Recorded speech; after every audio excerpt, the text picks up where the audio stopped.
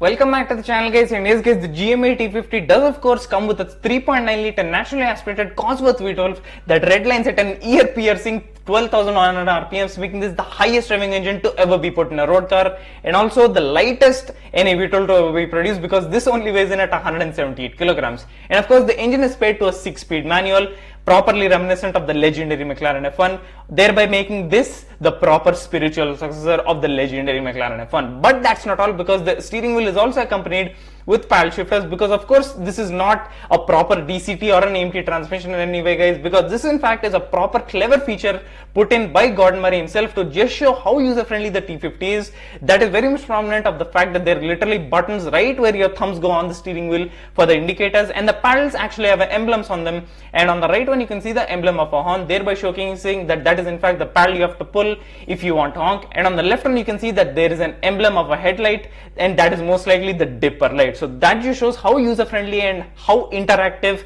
the driver can get with the car, and how easy it is to engage with the car. And of course, keep in mind that this has the F1 triple seat layout, meaning that the driver sits right in the center. And of course, guys, this has got that 3.9 litre NA V12, as I said, paired to a 6-speed manual that redlines at 12,100 RPMs, only 100 being made, each with a price tag of £2.5 million already been allocated. But guys, in terms of this being the proper spiritual successor to the F1, I 1,000,000% agree with it, because of course McLaren did make the speedtail literally in the same guise as the triple seat layout, and they called it the successor to the F1, and also had the same rarity and exclusivity, i.e. the same production number of 106 units being made as the F1. But if you ask me, that isn't the proper successor. It is in terms of the record as being the fastest McLaren to ever be created, 250 mile/h top speed or a 400 km/h top speed for the speedtail.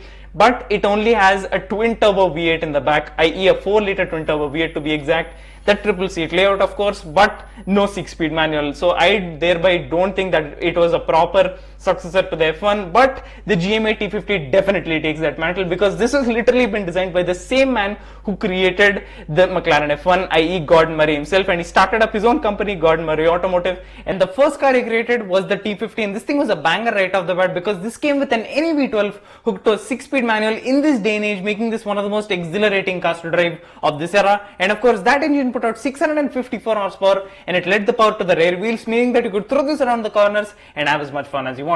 And not to mention, this thing only weighed in at 980 kilograms, making this fast and agile. And I mean all these factors: NA V12, 6-speed manual, butterfly doors, the triple F1 style seat layout, the 12,100 RPM red line, only 100 being made. Every factor that there is just leads to the fact that this thing is the proper worthy spiritual successor of the legendary McLaren F1, and it literally takes the mantle of the speedtail. What do you guys think? Leave it in the comments if you knew that this had a 6-speed manual and paddles. Thanks a lot for watching, guys. Remember to hit that sub button and click the bell to ensure that you don't miss out on any future videos. Thanks a lot for watching, guys. See ya.